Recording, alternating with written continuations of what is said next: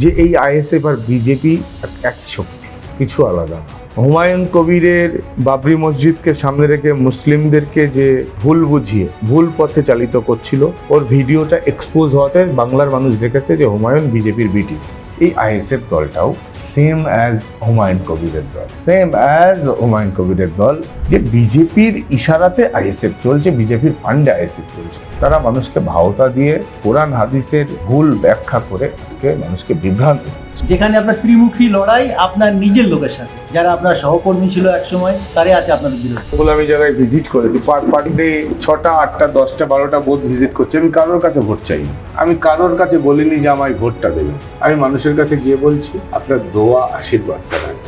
জানি বা আমরা শুনে থাকি যে ঠিক ভোটের আগে মানে নির্বাচনের আগে প্রার্থীরা যে কথাগুলো বলেন, অঙ্গীকারগুলো করেন, ভোটের পরে সেগুলো ঠিক হয়ে ওঠে না। এই 10টির মধ্যে কতগুলো করতে পারবেন বলে আপনি মনে করছেন? আমি কথা দিয়ে কথা খেলাপ করি না। আমি অলরেডি কমিট করেছি যে দেগঙ্গার মানুষ আমায় আশীর্বাদ করলে মাসে 1,20,000 টাকার যে বিধায়ক ভাতা পাওয়া যায়, 1,20,000 টাকা পুরো টাকাটাই দেগঙ্গার প্রান্তিক যারা দুস্থ মেধাবী ছাত্র তাদের জন্য স্কলারশিপে আমি ওটা দান করি।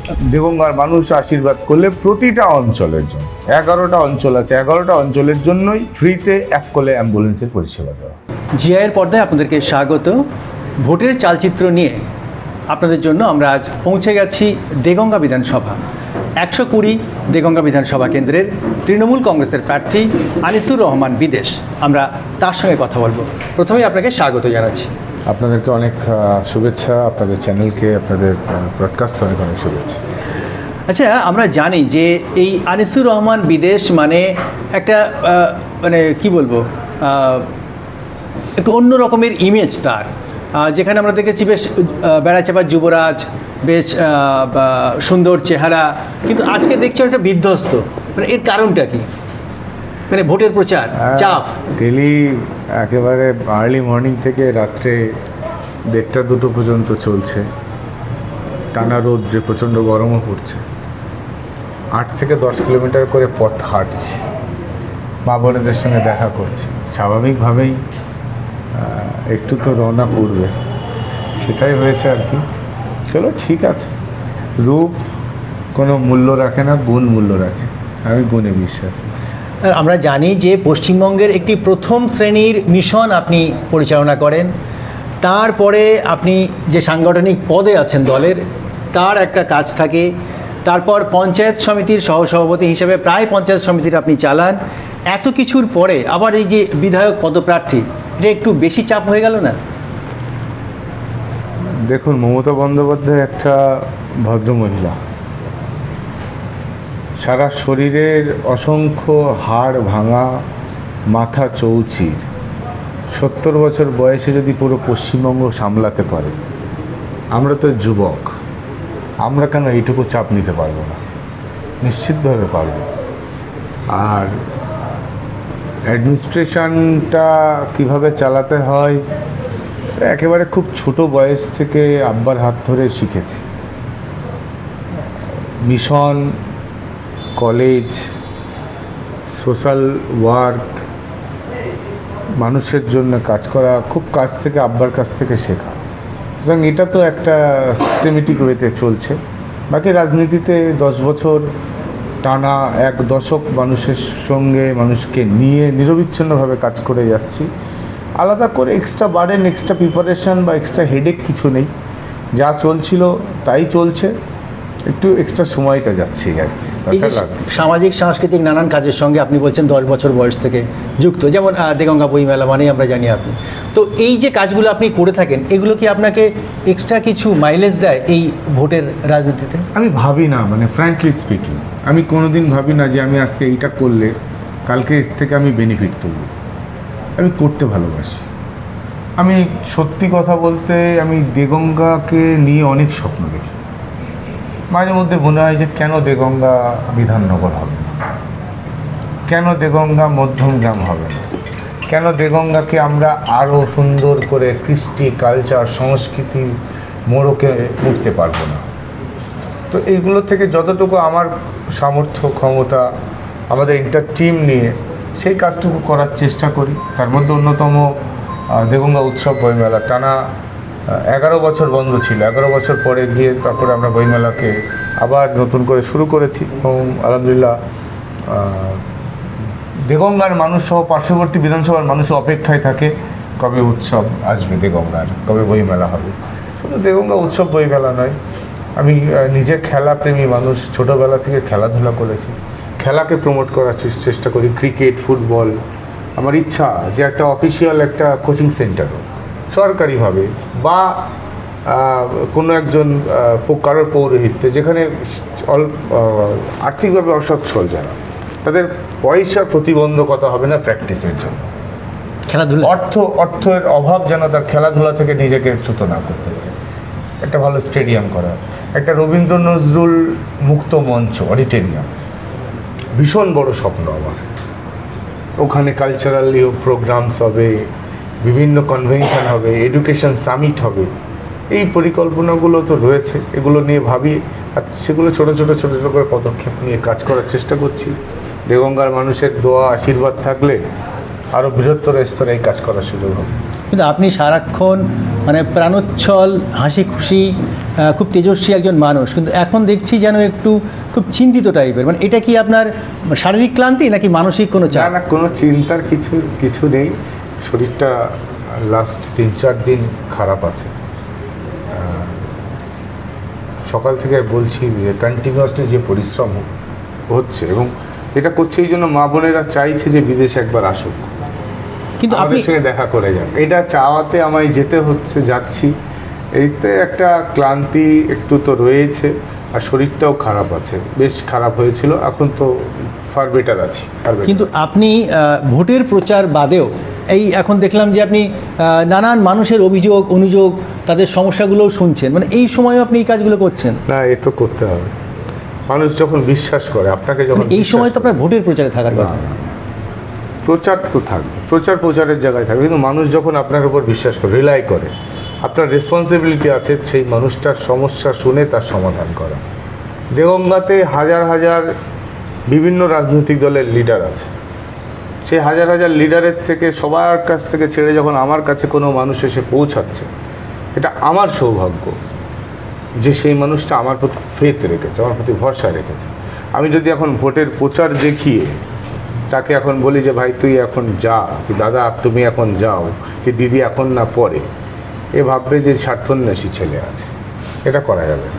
সমস্যা যাই থাক, আগে পাবলিক ডিমান্ড, পাবলিকের সমস্যা সবার আগে।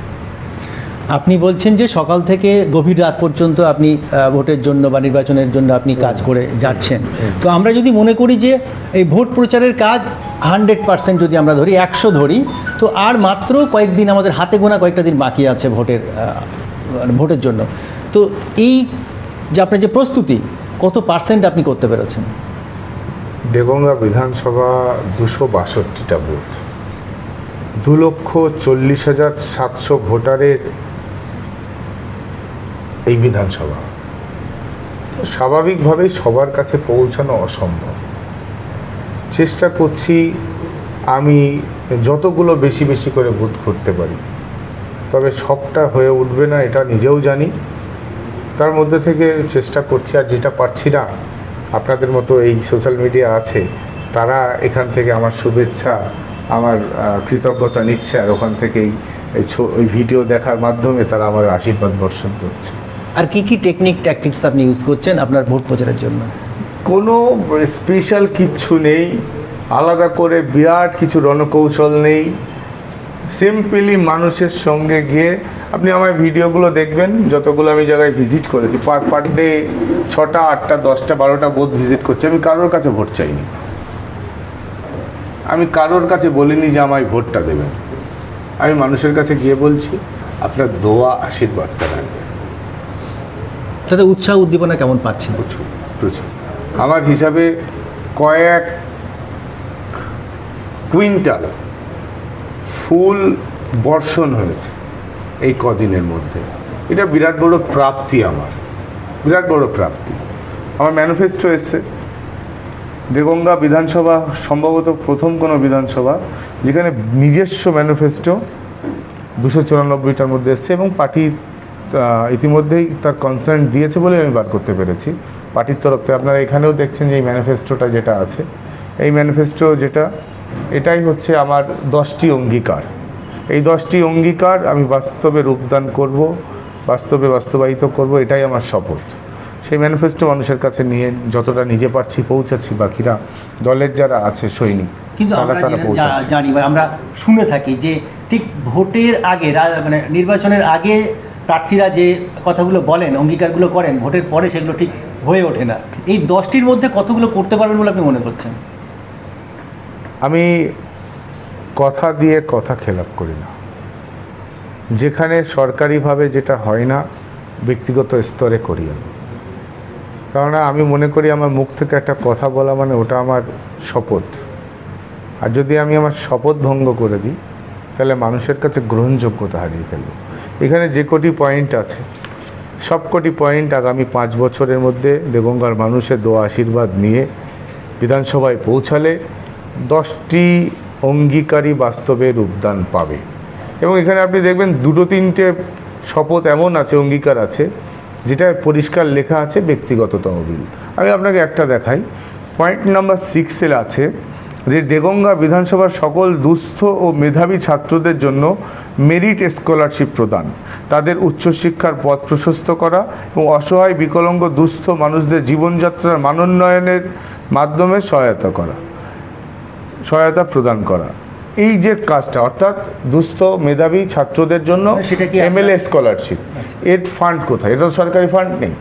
দিদি তো দিচ্ছে স্কলারশিপ, দিদি আমাদের পশ্চিমবঙ্গ সমস্ত মানুষের জন্য দিচ্ছে, তারপরেও দুস্থ মেধাবীদের জন্য এই যে ফান্ডটা দরকার, আমি অলরেডি কমিট করেছি যে দেগঙ্গার মানুষ আমায় আশীর্বাদ করলে মাসে 1,20,000 টাকার যে বিধায়ক ভাতা পাওয়া যায়, 1,20,000 টাকা পুরো টাকাটাই দেগঙ্গার প্রান্তিক যারা দুস্থ মেধাবী ছাত্র তাদের জন্য স্কলারশিপে আমি ওটা দান করব। আপনি যদি বিধায়ক হন তাহলে 1,20,000 টাকা আর যদি আপনি মন্ত্রী হয়ে যান? না, সেসব তো পরের বিষয় আছে। আগে আমার এগুলো কমিটমেন্ট আছে, আমি করব, এগুলো করব। যেমন আমার আরেকটা রয়েছে ব্যক্তিগত তহবিল থেকে, এখন অলরেডি চলছে, এটা আপনি নিজেও জানবেন। সেটা হচ্ছে যে দেগঙ্গাতে কোনো ব্লকে নেই, আমি দায়িত্ব নিয়ে বলতে পারি, দেগঙ্গা ব্লকে নিজস্ব তহবিল থেকে 2টো ফ্রিতে 1 কলে অ্যাম্বুলেন্স চলছে। মানুষ অসহায় অবস্থায় ফোন করে অ্যাম্বুলেন্সের ফ্রি কলের অ্যাম্বুলেন্সের রিকুইজিশন দেবে, তার বাড়ির দরজার সামনে অ্যাম্বুলেন্স পৌঁছাবে। না ড্রাইভারের খোরাকি, না তেলের খরচ, 1 টাকা প্রয়োজন হয় না। উপরন্তু যদি সেই পেশেন্টের কিছু সহযোগিতার দরকার হয়, সেই সহযোগিতাও আমরা প্রদান করে দিচ্ছি। এটা ব্যক্তিগত, এটা 1 বছর ধরে চলছে নিরবিচ্ছিন্নভাবে, কয়েক হাজার পরিবারের সুযোগ মানে পেয়েছে।